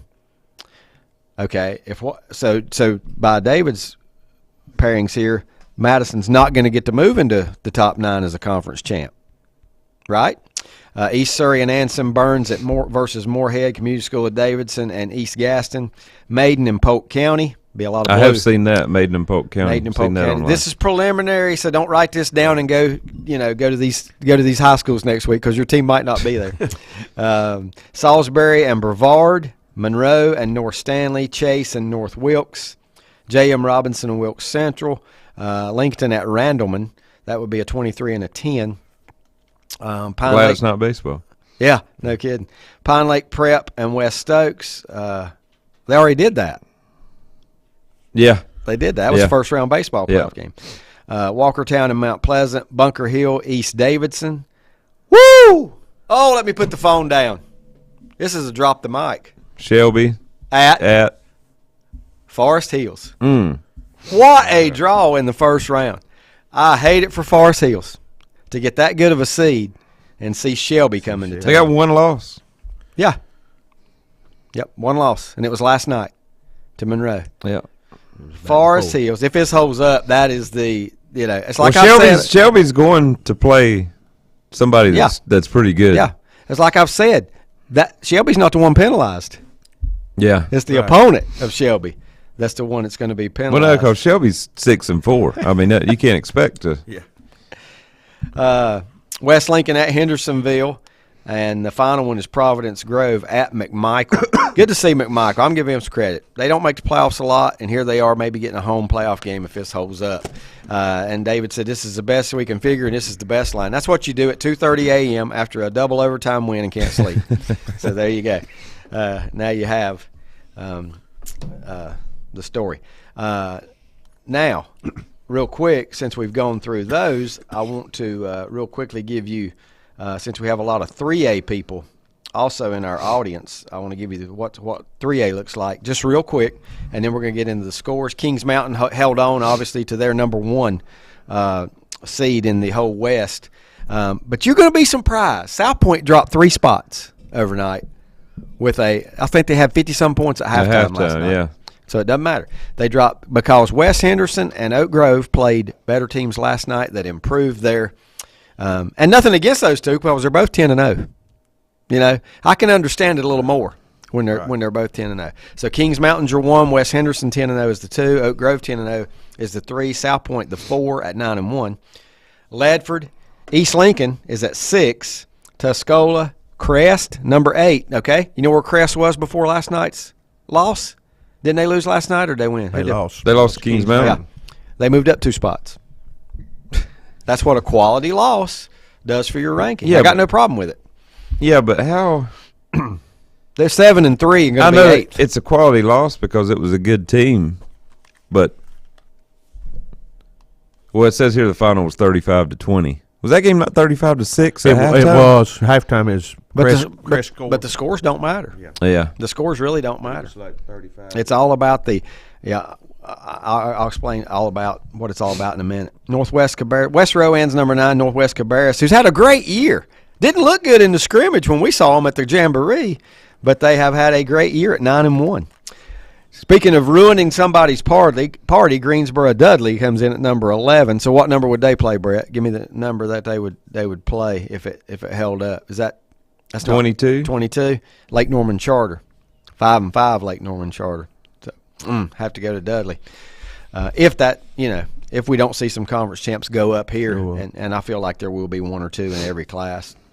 Dudley is 11th, Central Davidson 12th, Smoky Mountain, Franklin, Statesville is at 15, so they must have beat Hickory last night. Irwin, Forest View, West Charlotte, Freedom 19th, Hickory is number 20. Eastern Guilford, Lake Norman Charter, High Brighton in at 23, Southern Guilford, Stuart Kramer, Parkwood, Carson, Pisgah, Ashbrook at 29, Ashe County at 30. West Meck at 31 and North Davidson at 32. Those two would be in jeopardy because if a conference champ that's not in would pass them, it would bump them out. On the outside looking in, who's the first team on the outside looking in? You know them well. North Lincoln. North Lincoln is number 33 and likely not to get in because somebody that's won a conference. St. Stephen's is 34, but Hunter Huss 35. So some of those schools on the outside looking in, if they get bumped at all, it's going to be the other direction. Right. It's going to be the other direction. Drop some more. Yeah. Yep. I find it very, very, very, very one thing you have to think about, there's always somebody that's not going to be in the playoffs for some reason. Yeah, somebody will call ineligible or disqualified or something. You know what the first rule is on the seeding process? After you turn in your final season record and all this kind of stuff, and the rankings come out and the bracket comes out, and you inform us that you gave us the wrong record, you're disqualified from the playoffs. I don't know who would give the wrong record, but yeah, right. But I couldn't believe that was the first rule on there and I understand it because you've already gone through all that seeding process and then got to start basically over. One way or the other. I think I'd just take my chances on not telling them and see what happened. Oh, man. But just according to David Avery's information, and I do want to get to the scores from last night here. We're doing good. We got 50 minutes to go. The first thing I look for, and you guys know, is that second round. And how about Chase at Reidsville? How about Chase at Reidsville, if that does hold up? Yeah. How about East Surrey and J.M. Robinson? I'm telling you right now, man, the second round. Didn't Chase play Reidsville last year in the playoffs? Number third would play number 30. 3 would play 30. Is that right? Yeah, Reidsville beat Chase last year, 56-24. Yeah, Chase is much improved this year, though, right? Why am I missing this? I was trying to see who Burns would play in the second round. 3 should play. Well, they are playing 30. So second round, 3 would play 14. Yeah. See who the 14th seed is here in this bracket. Forest Hills or Shelby. Or Shelby. So Burns and Shelby already in round 2. Wow. Let me go ahead and throw this out there. I was informed last night, an hour before game time, Shelby was out without their leading receiver and without their leading rusher. 2 different guys missed that game last night. I'm going to bet they play next week. Now, David's saying if we win and Shelby wins, we would host Shelby, I think. Now, how did I come up with the other way? What does he have their seeds? Well, Shelby is the 19th is what he's got, and West Lincoln is the 15th. I thought that well, 15 would play 2 in the second round. Okay. Who's the 2? 15 would play 2, so West Lincoln, did I say is the 15? West Lincoln's the 18th, but they're playing in the 15th They're playing the 15, spot. yeah. Yeah, so 15 would play 2, Brett says, and that would be East Surrey. It'd be East Surrey, Coach Avery, instead of, who did he say? Shelby? Shelby. Yeah. I don't know. You pick your poison there. They're both pretty good. As a matter of fact, I would probably rather play Shelby this year than East Surrey. East Surrey seems to be clicking on all cylinders. You don't think so? have to defend that passing game? That would be tough. But It don't matter because something's going to change. right. With these. Yep. Yeah. So- but he's figuring in some of the changes. He may not have them all, but Now, he like I is trying said, to there will be a figure in. team that's David- ineligible that you don't know about. We or never figured out, something will though, change it. who are the conference champs, David? Do you know who the conference champs are that are going to be bumping these schools down a notch? Who are the conference champs? And we Are talked- there 9 for is sure? Madison 9 one? I don't know. in the I was 2A thinking like West? there was 9 conferences in the West that had 2A teams in them. Most of them are combo. There's only 2 straight conferences, and we're fortunate enough one of them's ours. You know? And I think there's one other one. And I can't recall right off the bat who it is. It might be the Rutherford with Hendersonville and those schools. It might be that one, but I can't remember. That's something we could look up maybe a little later on. Going through some of these games last night, Providence beat East Meck 49-0. Western Alamance over Northwood 61-12. You guys stop me at any time. This is the blowout of the night. I don't know if you got Max Preps pulled up in front of you or not, Brett. Northside beat Pamlico County 5,454 to 8. You think, is that a possible misprint? Is that a possible misprint? 5,454 to 8. So I'm guessing it was 54 to 8. They're still Yeah. playing. Still playing, yeah. I wonder how that running clock's working out. They must have clock issues. Yeah. Let's see. Charlotte Latin falls to Providence Day. Providence Day 42-0 last night over Charlotte Latin. Red Springs beats Fairmont 34-30. Country Day falls to Charlotte Christian 35-10 in that one. Olympic, are they still undefeated? Yeah, 10-0. 10-0 after last night, 28-17 over Myers Park. Myers Park, a down season after having some of their best seasons. You know, in many Olympics years. 10-0, but that 4A is so stout they Yeah. could lose in the first or Yeah, second round. I agree. Right. I know. I agree. That's I mean, you could get somebody like Mallard Creek in the second round. you just don't know exactly how good they are. I mean, you know, Or Butler. 'Cause I there's- think Independence beat Butler last night. multiple conferences in Mecklenburg, so you don't know if you play in one of the tougher ones or not. Right. Chambers beat I would Howard guess, Creek, I know. and I would guess they're not in that one. You know, Olympics probably in a different one since they're in a whole different part of town.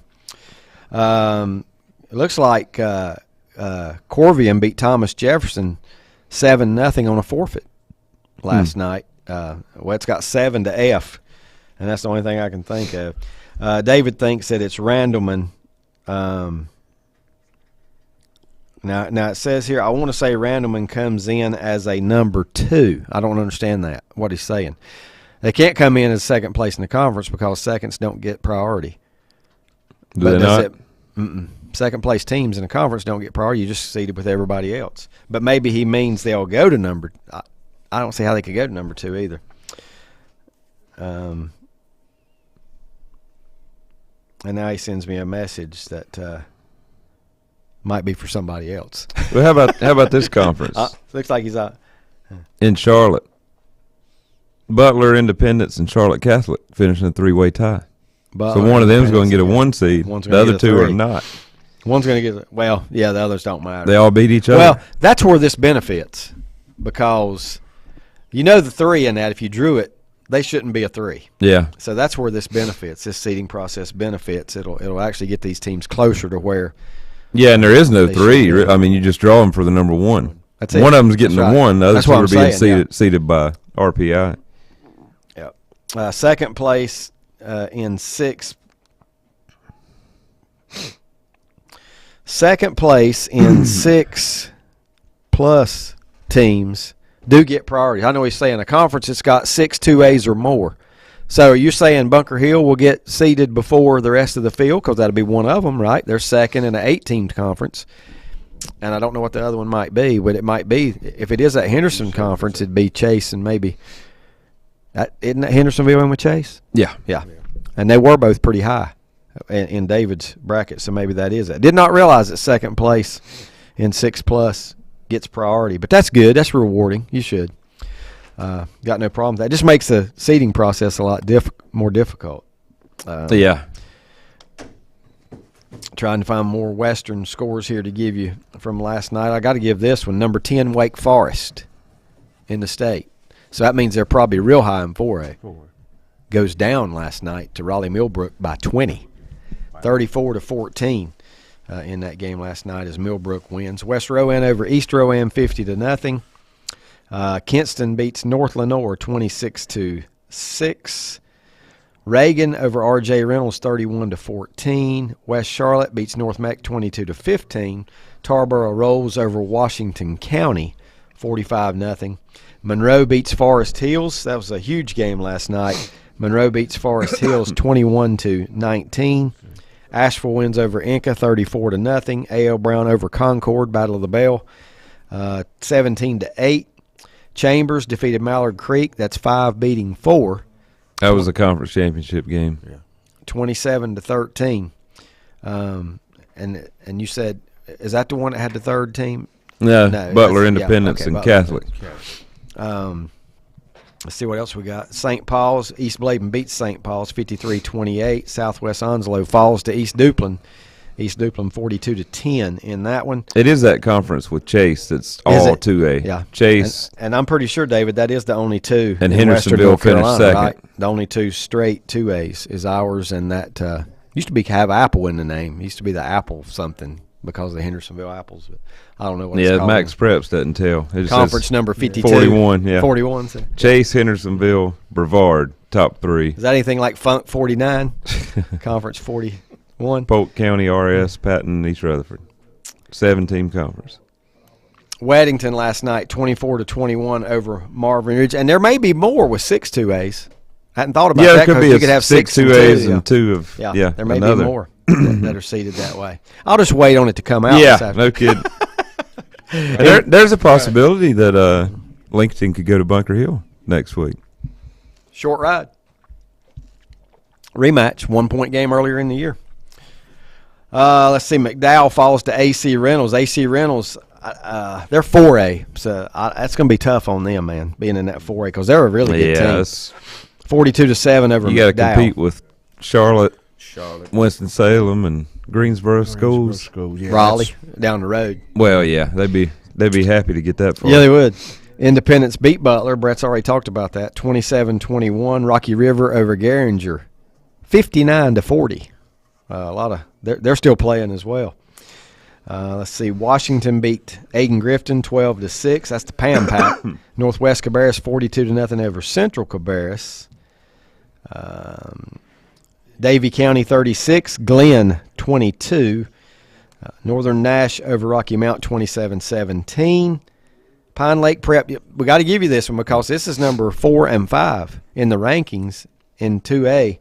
Pine Lake Prep falls to Community School of Davidson, 28-10. So if that's an all, let's see. Well, no, it's not an all 2A conference. So you wonder if Pine Lake Prep's going to be seated as a 2 or just as a wild card. I don't think it matters for them because you remember where their ranking was? Weren't they 4th, 4 and 5? I don't think it really matters. But it does because if you say Bunker Hill and Hendersonville are going in as 2 seeds. Yeah. Well, Pine Lake Prep would be ahead of them if they went in as a 2 seed. But if they go in as a wild card, they're going to be below those 2 teams. They're ahead of Bunker Hill now. They were 5, and Bunker Hill was what? But I'm saying if Bunker Hill is seeded as a 2. My bad. And Pine Lake Prep is seeded as a wild card. My thick skull. I got you now. That's what you're saying. I got you now. Yeah, it would. You're right. Two conferences get priorities. What you're? Yeah, that's one we might ought to look up and see what the Pine Lake Prep, how it's split. Lake Norman Charter beat Mountain Island Charter 21-15, and that was their first loss last night. Yes, Pine Lake they're Prep. both 9-1, right?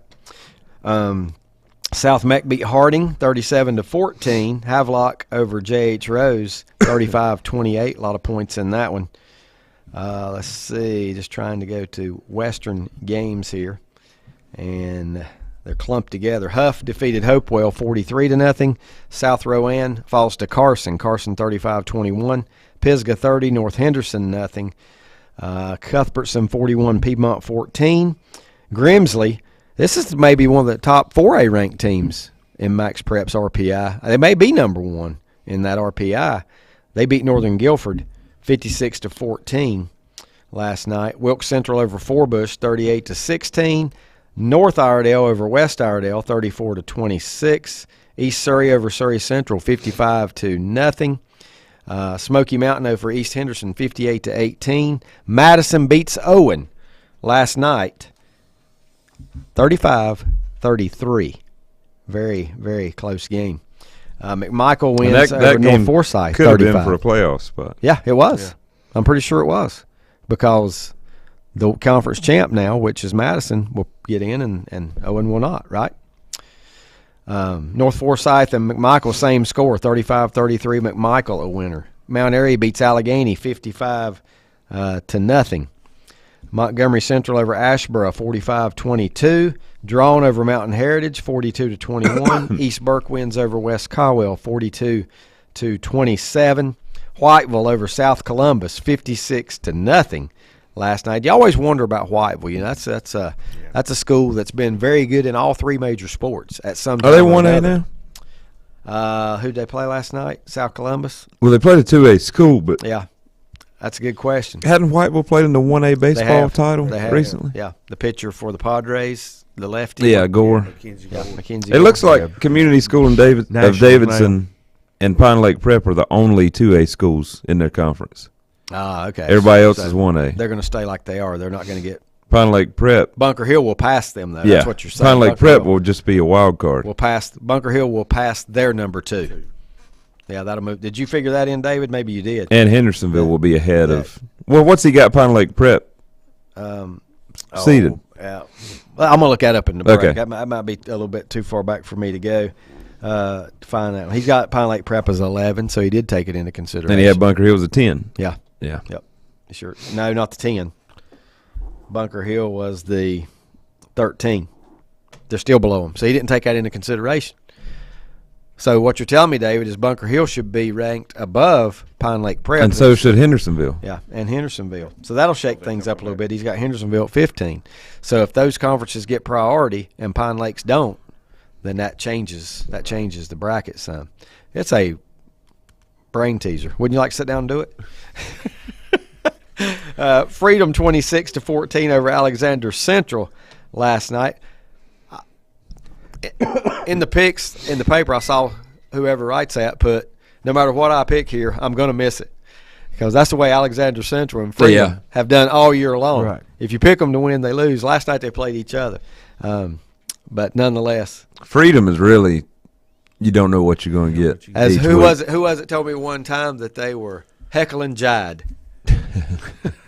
And yes, that's the way they said it. Yeah. They were Heckle and Jide. And they didn't mean to say it that way. That was just a tongue twister. They are a Jekyll and Hyde. They have been another good Halloween reference, by the way. Where did I leave off? Kings Mountain, 35-20 over Crest. Kings Mountain, nothing's going to change with them, I don't think. They're a solid number 1 in 3A. Let's see. Elkin loses to South Stokes 48-17. Watauga, Ashe County, 56-28. Watauga. Now, Watauga was ranked very high in 4A. Before yesterday, they were second. They were second RPI in 4A, which is impressive, knowing some of those teams that's in there. Ashbrook 21-12 over Hunter Huss, the battle for the bell in Gastonia. Burns beat Shelby 27-14. Let's see if I'm getting anything new here. What else we got? Robinson beat Mount Pleasant. Now, that was a conference championship game, Brett, last night. And I think it was. Robinson wins on the road. Was, yeah. Robinson wins on the road 21-14. Brevard beat Polk 31-27. Hickory Ridge over West Cabarrus 47-0. St. Stephen's over Ford 50-21. South Caldwell. High Brighton beats South Caldwell. I think I got that one right for you. That's another one of those that you never know. Yeah. Never know who to pick. High Brighton wins 49-35. High Brighton might have got off to a slow start, but they finished pretty strong. Yeah, they've improved. They finished pretty strong. Maybe they're on their way back. Albemarle, North Stanley 44, Albemarle 27. West Henderson, man, they smoked Tuscola. Was that the conference championship of that one? 55-7 last night. It seems like West Henderson might have dominated that. Well, Which it might have been, because Tuscola might not have had a loss, but it seems like West Henderson was the team. West Henderson's sitting at that number 2 seed. To beat in they that could conference. surprise people. Maybe they're for real. Oak Grove beat Central Davidson 16-14. Forest View beat Kramer 35-21. Robbinsville over Hayesville 21-9. Cox Mill 31, South Iredale 20. Newton Conover falls to Maiden. Maiden was clicking on all cylinders last night. They win this one 47-13, and I want to say they were up 40-something to nothing. I think it was 47-0. Was it? And yeah. Starmount beat East Wilkes 34-21. Bessemer beat Cherryville 28-10. T.C. Roberson, Franklin beats T.C. Roberson 28-7. And let's see, Northwest Guilford. Let me get that right because you got every direction possible in that county. Northwest Guilford beat Southwest Guilford. So those are opposites of each other. 49-15. That's as far away as you can get from schools in Guilford County, I'm guessing. One day they'll have a northwest. They may like to win. South Point over North Gaston 55-0 and dropped 2 or 3 spots in the poll. 2, I think it was. Dropped 2 spots in the RPI been better off not playing. Let's not call it a poll. Let's call it RPI rankings. I don't think that would have mattered, Brett. I think it had to do with the quality wins by right. Teams been better off not having week 10 or 11. Yeah. That's what they would have been better off. East Davidson over West Davidson 28-14. Hendersonville 34, Patton 8. Statesville does beat Hickory last night on the road at Hickory 20-14. Okay, so guess what? That was a big game last night because Statesville finished second place. And that's all 18. 3-18 league. Yep, yeah. that's gonna help. That's gonna bump them over Hickory. Bunker Hill wins over Bandy's 37-14. Bunker Hill has had 2 back-to-back. Is that redundant? They've had back-to-back great seasons. And, I think you got to commend them for getting the job done and the way they've been the last couple of years. I mean, there was years you expected Bunker Hill in an 8-team conference was going to finish 7th or 8th. You know, and it's good to see. It's refreshing to see that program climb up and going to be a playoff How team far again. back does that Hickory and Statesville rivalry go? Long as I remember. Yeah. Long as I remember. It used to be the season opener every year till they got in the same conference. East Lincoln beats North Lincoln 28-7. East Lincoln going into the playoffs at 10-0. Where did we have them? Number 4, 5, 6, something in there. Strength of schedule does hurt them a little bit. That's probably what dropped their ranking a little bit. Mitchell beat Avery 49-11. Providence Grove, Brett, over Wheatmore 59-6 last night. Swain beat Cherokee 43-40. Ragsdale 28, Western Guilford 3. Andrews over Murphy 42-12. It's Andrews 1A team. They are for real. I think they are undefeated, if I'm not mistaken, and have won every contest pretty handily on the season against a real good 1A schedule. Salisbury over North Rowan 53-21. North Davidson falls to Ledford. Ledford 42-24.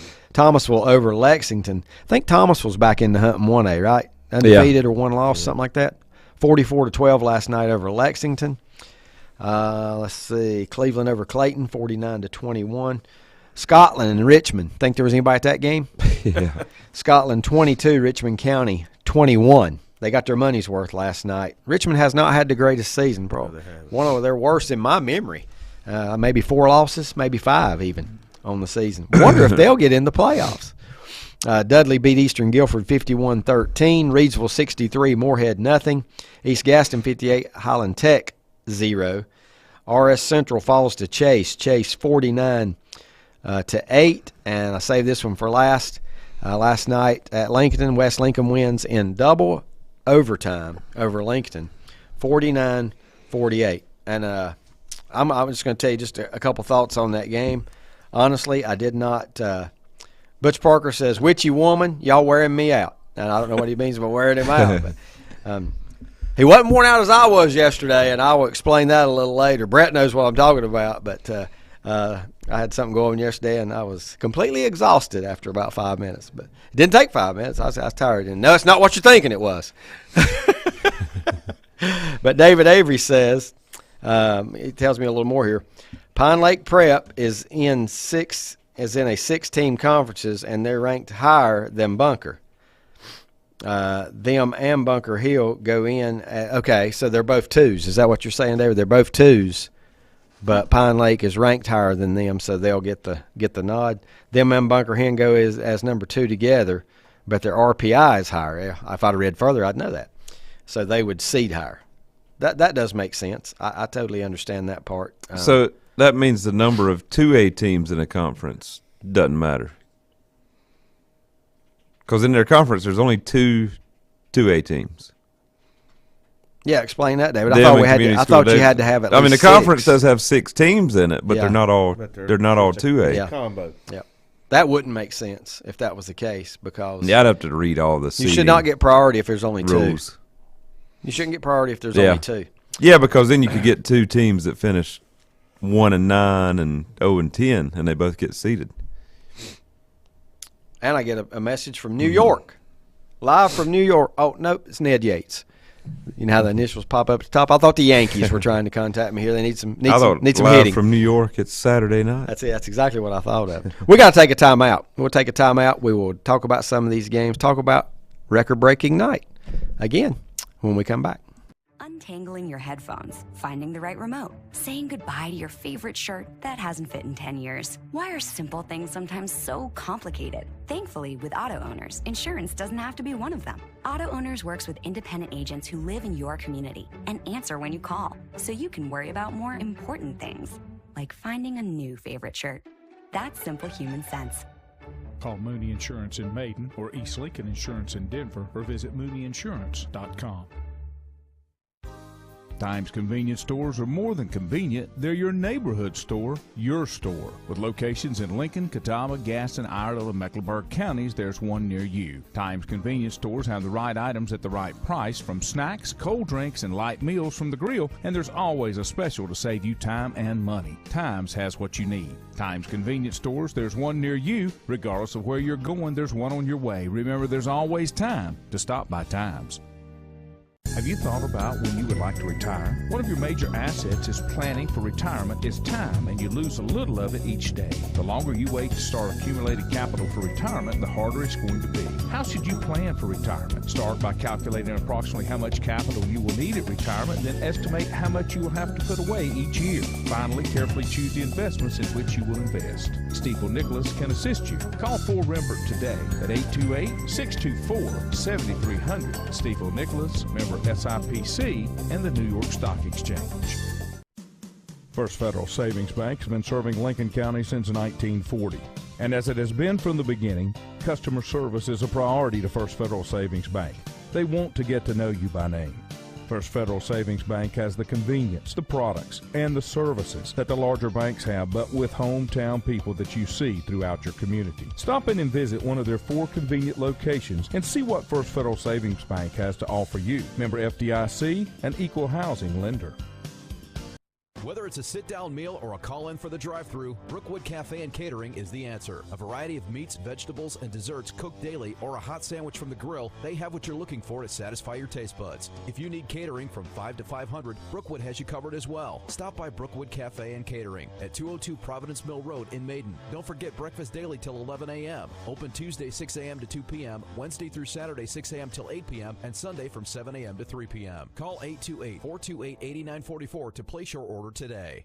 Covenant Church began as a vision of just over 100 people in 1984. Since then, Covenant Church has grown and currently located at 2168 Gastonia Highway in Lincoln. The Sunday schedule includes early morning worship at 8:30, Sunday school at 9:45, and morning worship at 10:45. Their ministries extend beyond Sunday. Visit their website at www.covenantchurch.church to see all they have to offer, and better yet, stop by and see for yourself. Covenant Church may be just what you're looking for a new church home. If you ask around, you'll find Burke Mortuary has a reputation for excellence and commitment to value. They've built a reputation of trust for more than 35 years. Burke Mortuary is proud to offer personal attention, meaningful tributes, and the area's most affordable prices. They're also proud to offer you beautiful, state-of-the-art facilities. It's the perfect place to honor your loved one. So when choosing a funeral home, the choice is easy. Choose Burke Mortuary with locations in Maiden and Newton. In the best of times, no one is more deserving of every opportunity, encouragement, and support than the youth in our communities. Parents, teachers, coaches, and sponsors struggle to stretch their budgets to continue help. Communities need a team effort. Times Oil Corporation, a longtime member of the community, established the Times Educational Alliance Mission, or Team Foundation. Since 2011, over $125,000 in grants have been donated in the community. Times Oil and the Team Foundation are proud to be community partners.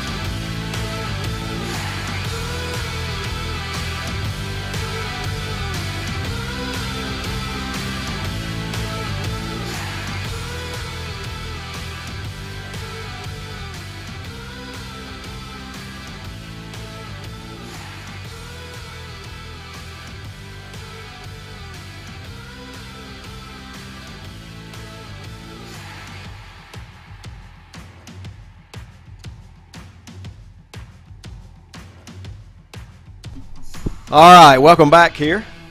Been talking, been calculating. I thought we could get three geniuses to come in here and break down this playoff scenario, how it works. So I thought Albert Einstein, maybe Ken Jennings, and Mike Powell. Get those in here to. Mike's all with us more. Shouldn't crack on him when he's not here to defend us. Of course, I could have done it just then. He wouldn't have heard it. He'd have been asleep, wouldn't he, Brett? His eyes are been. I hope Mike's tuned in this morning, so he's hearing this on his drive to Converse College to cover a Gaston College athletic event. But let's see, just several things coming in here. I wanted to read a couple more from David. I want to read that one more time. Here, you want to hear the seating? Let's wait on it. Let's wait on it just a minute. I do want to do the seating. And is it out? Is that what you're saying? No. Oh. I've got what you've got figured up? No. All right, just hold that thought. I want to talk about the game last night, the double overtime game that we had. And I don't have all my papers with me, but I know Mike and I had – who was I talking with last night? I need to find this text, this back and forth text from last night. Let's see. 278 yards last night. That's unofficial. Don't have that right in front of me for Avery. I know David's listening. I don't think he'll mind me asking.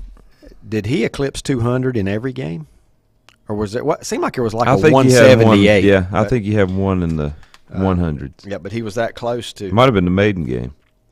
But he is over 2,000 yards. He picked up yard number 2,367 last night, good enough for a Lincoln County record, passing Taurus Dameron 2,286 from what year would that have been, Brett? Do you remember? It's about 2015. 15. That sounds about right. Let's see. So Avery now has the single season rushing record. Also has, and I thought Tyshawn Harris had it, so he did not pass. Well, Denver.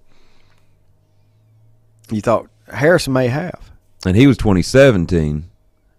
Yeah, I know he went over 2,000 yards. But I think he did not pass, but see, that's because I was looking at some stuff this morning that hadn't been updated in the last several years. So I think Tyshawn Harris. I think he had it. Yep.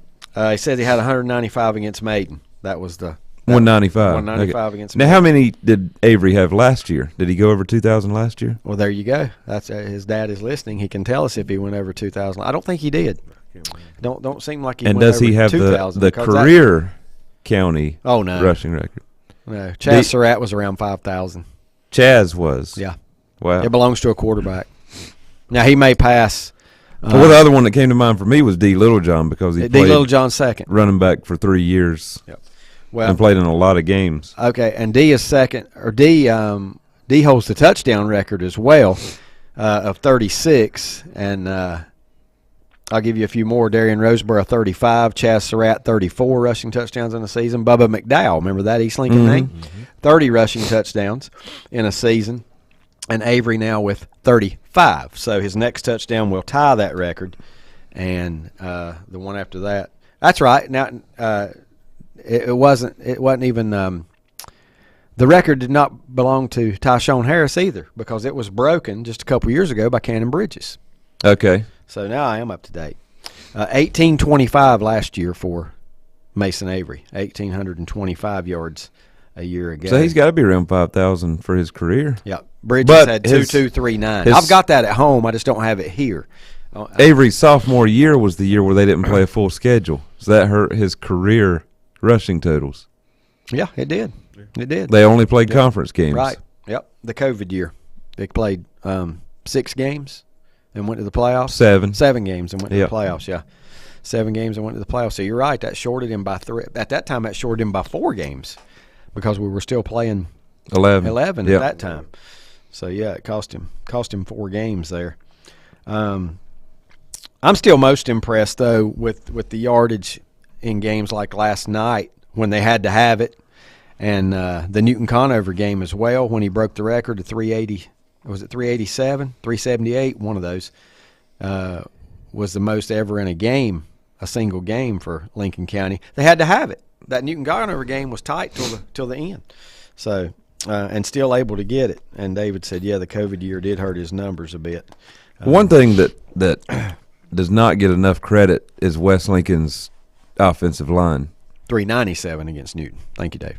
Because their offensive line is really good. It is. And, I mean, Avery deserves all of the praise that he gets, but He should take his big boys out to dinner. yeah. Right? He had a couple long touchdown runs last night where he went through the line and didn't get touched. Yeah, he did. Yep. And that was pointed out to me by a couple people that were set. You know, we have to watch the ball. I mean, when you're doing a broadcast game, you have to watch the ball and that kind of thing. But I think it was Nick Dellinger to my left who just kept saying he's getting some really good blocking out front, and I said, yeah, and he follows it well. He waits on it. He follows his blockers well, lets them do some of the dirty work, and he hardly ever goes down on first contact. I thought that was another thing that you could say about him. And last night was one of those nights. He very very few times. He hardly ever gets hit in the backfield. I was going to say he might have had 1 negative carry last night, maybe 2 at the most, but it's never many, and that's what you want. Out of that. Well, David is give me 6 names here. Dane Harrelson, Camden Sane, Xander Harrelson, Curtis Goins, Caleb Sane, and Ben Sane. And then I won't tell you what he says next, but he did correct himself. He says, give a shout out. He had to correct it to shout. I don't know what did that. To my O-line, please. So I love it, yeah. I almost said that. Good old autocorrect. And then you also, you got the Winnick kid in the backfield that you have to pay attention to because he's capable of breaking a long run. Yep. And you know what? It's not just a one-man show is what I'm trying to say. Right, yeah. But I can't think of a team in Western North Carolina that wouldn't like to have Avery on their team, though, just to give them that extra boost, you know. He's really good on defense, too. He is. He has made some really good plays last night on the defensive side. And the most impressive thing about him to me is that he doesn't wear down. While we're on the subject, and I don't want to forget to do this and us run out of time, I got to mention the loss of Judd Harrelson, you know, the West Lincoln. He graduated a year ago, was maybe. That last year? David can 2 tell years me ago? that. But I think not this year, but the year before. fought a long battle with cancer, you know, and passed away earlier this week. Now, does he have a brother I'm that sure plays? I don't know. There is a Harrelson I know. That's what that made me think plays. of him. You Dane. mentioned an offensive line. Yeah, there was Dane a Harrelson. Dane, yeah. Are they brothers, The one David? that David just mentioned. Are they brothers? Yes, they are. I know they are. Yep. That's tough when you go through something like that, especially at the age he was, and pass away from it. Graduated in 2021, so year before last graduating class. So, tough loss there. On the other side of that game last night, I think Andre Boss deserves some praise, too, for He had a heck how of a hard game. he fought. He had a heck of a game. Yeah. That's probably the most he's carried the ball. And he got to corner year. quite a few times Yeah. last night and had some big runs. In what years? Ned Yates says He's a thanks, junior. Thanks Junior to Brett. quarterback. Shout out for Jalen Winnick. Really close to 1,000 yards himself. Yeah. If he's not already eclipsed it, he says. So that's a. I think he did, because I think I saw he was averaging a little over 100 a game. Okay. So last night, I mean, he should be over maybe 1,100 or so. Yep. That's every now and then you have multiple running backs that usually it is teams that just like West that primarily run the ball. You're just talking about every night wearing strength. down. It kind of reminds you of the old school running backs. You know, the fourth quarter they got Yeah, stronger. yeah. I mean, when I say old school, it's 80s, 90s. Yeah. When you're just giving the ball to a guy, I want more carries. Yeah. Let me have the ball. Just give me the ball. Something like that. What's the whole thing? Yeah. That was Keyshawn, wasn't Keyshawn, it? Keyshawn, yeah. That goes way back to Keyshawn days on that one. All right, Brett, what were you telling me now? I said hold that thought. Oh, I just had the seeding process. Well, I know what the process is, but it's ridiculous. It's winning percentage. Seed all first place automatic berths by RPI. So everybody that won their conference. Don't matter what your record is. No, here's the South Caldwell rule coming into play. Okay. The highest finishing team in its half or its portion of a split conference must finish in first, second, or third overall. Overall. That's Or good. That's have good. an overall winning percentage of 500 or better. Okay. So that conference with the Madison and Owen, they will automatically make the playoffs, but they will be seeded as a wild card. Okay, and so, but as far as Pine Lake goes, Okay, here's this part. okay, Seed all second place automatic berths and at-large berths by RPI rating. right. RPI rating. Here's the part that you can't control. It doesn't say seed all second place and then seed wild cards. Well, it's not going to say seed all second place, right? We've determined that you have to have so many teams in your conference to. But you're saying it's not going to seed any second place by that? By what It doesn't say you're that. It says seed all second place and at-large berths by RPI rating, like all thrown in together. all second place. Okay, David. Did you see somewhere, David, where it does say that teams with at least 6 2As will get a second place team seeded? And why is that different? You're reading that straight off of NCHSAA website, Brett? It says a conference with 6+ teams gets 2 automatic berths. Automatic bursts, but not seeded.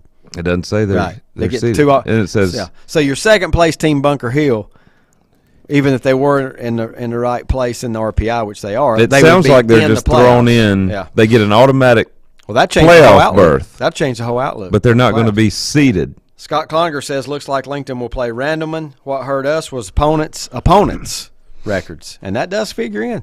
Not your record, your one-loss record, your opponent's one-loss record, and your opponent's one-loss record, and that's where I think it's kind of a stretch. Let's see. Rodney Willis says Judd graduated in 2021. His brother Xander Harrelson, junior center and nose tackle. Both kids are great. Both great kids, I should say. There, so It says the highest finishing team from a given class. Well, that's just about the split conference. Never mind. Regardless of overall finish, yeah. And one thing we don't have to worry about gets an automatic berth, but is not seeded. But I don't see anything that says second place teams get seeded and then Yeah, it just says second place teams in 6 or more in the conference will get an berth, automatic playoff berth. but Yeah. they're thrown in.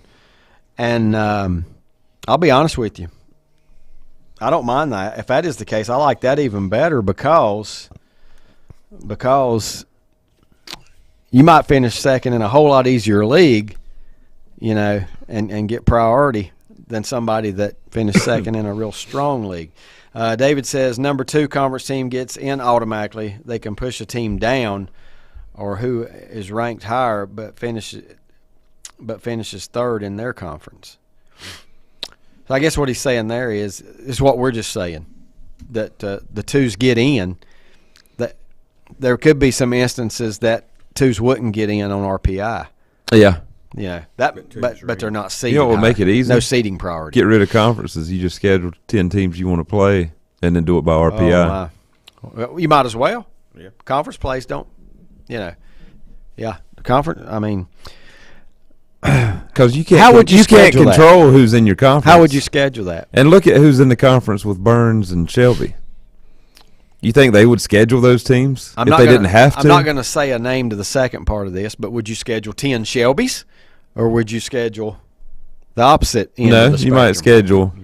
You might schedule three really strong ones. Good Lord, it's a good thing there's not 10 Shelbys. That would be very interesting. I believe things could be worked out that way if every school just took their own. I think everybody would probably come very close to getting the schedule they wanted. And one thing I wanted to mention, Lincoln is the county champion this year because they're only one. Them and North are the only ones that played everybody. That's the only way you can win it. And Lincoln won the game against Not North. East Lincoln then, right? East Lincoln was 2-0.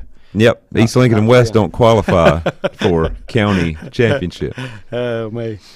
Let's see. I'm getting more here. Let's see. One more shout out, please. The love, sportsmanship, brotherhood shown by Lincoln High School in West Lincoln last night, as far as the loss of Judd goes, was uplifting yesterday. And Lincoln did honor him last night before the game, and I'm sure when both teams got together at the end of that contest, he was mentioned in that prayer down there in that huddle too. I would think. Yeah, it's good to see the teams be able to come together at the end of a game like that. Now, David Avery's got a point here. This problem is you can lose a game 75-0 against a higher ranked team and get more points. And get more points for winning a double over than winning. I'm sure he meant to put than in there. You can lose 75-0 to a highly ranked team and get more points for winning a double overtime game against a team ranked one spot below you. And I do. If you're going to take into consideration, West Lincoln would have been better off losing to Maiden or Kings Mountain last night. Yeah, they would have. You're right. Than beating Lincoln. Yes, exactly. That's what he's getting at. Yeah. And that, winning should come first. Yeah. Right. Regardless of who you're playing. It's like South Winning Point. should come first. I mean, they played the team that they had to play on their schedule, and they blew them out. Dropped three and they dropped spots. because of it. Yeah, that is kind of wacky. But yeah, I don't like that. Yeah, like David said, 75-0. It wouldn't matter if the game was 1-0. Right. It counts as the same. It just can't. All it counts is the winning percentage. It adds a win. And that's why if you could percentage. schedule whoever you wanted, you schedule some teams. Yeah. That are really good. Like you said, right. I'm like you. Winning comes first. Otherwise, you play. You want to play teams. Well, like with the system the way it is now, West had two more wins going into last night. Mm-hmm. 2 more wins than Lincoln did. Yet they were you told dead heat that. in the rankings because Lincoln lost to South Point and East Lincoln. Point and East Lincoln. Yep. Two highly at that time. Well, going into last night, those two teams were number 2 and number 4 in the 3A. Yeah, and they're combined 19-1. Those two teams are right. All I can tell you is just keep checking the NCHSAA website today. David, do you have any indication what time they may throw the? I heard 5 o'clock, but that was on Football Friday night. But well, I don't know if it'll probably come out with the incorrect brackets around get everybody's hopes up 2:30 or 3, or disappoint them, and then by 5 they probably have the finalized.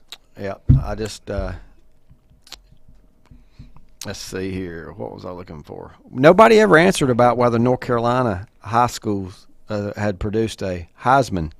I was looking through them on Wikipedia, so. and I didn't see one unless it was way early on at the when they first started giving out the trophy, but it didn't look like it. Yeah. Lenny, are you going to breakfast? Probably not. Okay. And Brad, I feel sure is not either. And basketball game. Really shouldn't. So I'll go ahead and give Butch the message right now. David Avery says first draft around 1 o'clock. They're hoping to have the first draft out around 1 o'clock. Should be interesting. I'm anxious to see. We'll know the answer to those questions if we see that. What would it be? Which one are we looking for? The Pine Lake Prep and Bunker Hill? Yeah. See which way. And Hendersonville. Way that falls? If Pine Lake Prep is ahead of those teams, then it means we'll know the twos did not get seeded. Right. Yeah. Because they're only two A's. Yeah. In that. Is that the league with all charter schools in it, or do you know? I don't think it is. I think Winston-Salem Carver's in there. Okay. Well, Carver played at Mountain Island Prep last week. So That's I guess one Mountain of Island's them. Bishop McGinnis is in it. Okay. Wow. It's a spread out It is conference. that. But Lincoln Charter's in a conference that now they don't have football. Lincoln Charter don't. Maybe that's the one I'm thinking about. The one that none of the teams have football. I don't think any of them have football. Rodney Willis says, "Yeah, I will second the kudos regarding Lincoln High School's recognition of Jed Harrelson last night. Class act by the Wolves." Let's see. That's about all I've got. Werewolves of London and Witchy Woman. Turn it on. You probably hear one of those today, I would think. What's the priority today? College football, World Series. What's the top college football game on TV? Is it Penn State, Ohio State? No. Is it About Georgia, Alabama, Florida? LSU? Isn't that today? Where's that at? Or is that next week? I don't know, but if that game, I don't remember saying that one. That but might be next if week. that game's at LSU, I don't know where they play, but LSU. I think it's next week. Did you say LSU and who? Alabama. Yeah, I don't think it's next week. Because I It's scrolled next through, week. I see who's on TV now. Okay. I didn't see that one. Now, Scott says the updated RPIs are out and Pine Lake is ahead of Bunker Hill, but that still don't answer our question, Right. Scott. Yeah, we still don't know for sure if Yeah. Bunker Hill gets seeded right. as a That's 2 what we're seed, asking. Yeah. or if they just go in with the at-large Will Pine Lake team. Prep stay ahead of Bunker, or will Bunker get a priority seeding since they're in a 8-team conference and get to move up ahead of Pine Lake? That's our question. So it really don't have anything to do with this. Yeah, we've been through the RPI this morning. It was updated, which I was shocked. Which all they got to do is hit a button and bam, it starts generating and kicks out the new numbers. So I think we'll know later Kentucky today. Tennessee is the game that I would most want to watch. The Bourbon today. Bowl. The Bourbon Bowl. And it's at 7:00. Yeah. Yeah, Scott says the same thing that David wound up saying. They will not seed the twos. They will just make the playoffs. Automatic playoff Automatic berths. playoff Yeah. berth. So if you're a 2 and you're 2-8, but you finish second and you're going to get in. So that means Pine Lake Prep is going to be the 10 because if you got 9 conference champions. And I'm guessing on the 9 conference champs. Okay. Madison's going to be one, and who we decide going to be Okay, the so other? they're not going to be because they didn't finish with the 500 or better record. Okay, there So- you go. Yeah, They'll be at the bottom. Madison. They get the automatic berth, but they don't get seated as a 1. I like it. That's the way, Yeah. that's That's just the way you got that to do South it. Caldwell rule. Yep. There you go. So what else? So that's why he had Madison going to Reidsville or whoever was the one. Scott said, I made a mistake. There's 10 as well.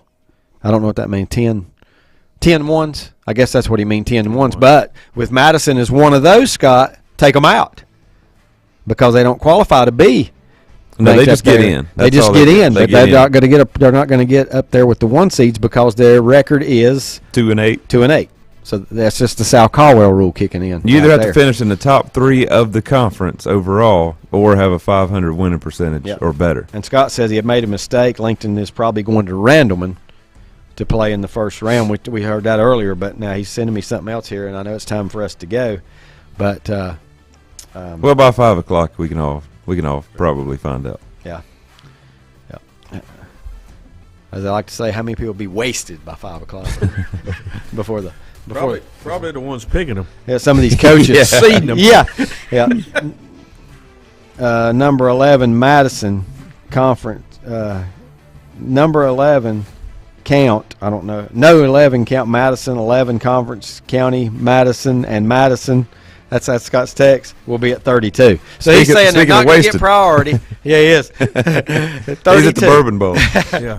32, and Madison will be 32nd. Is Yeah. what he said. Get in, but that's it. And who was the other one we were talking about? Wasn't there another team that's going to get in because they were the highest 2A? Maybe not. Maybe Madison's only well, one. it was Madison and Owen, wasn't it? And Madison beat him. Madison beat Owen because it was both more like 1-9 and 2.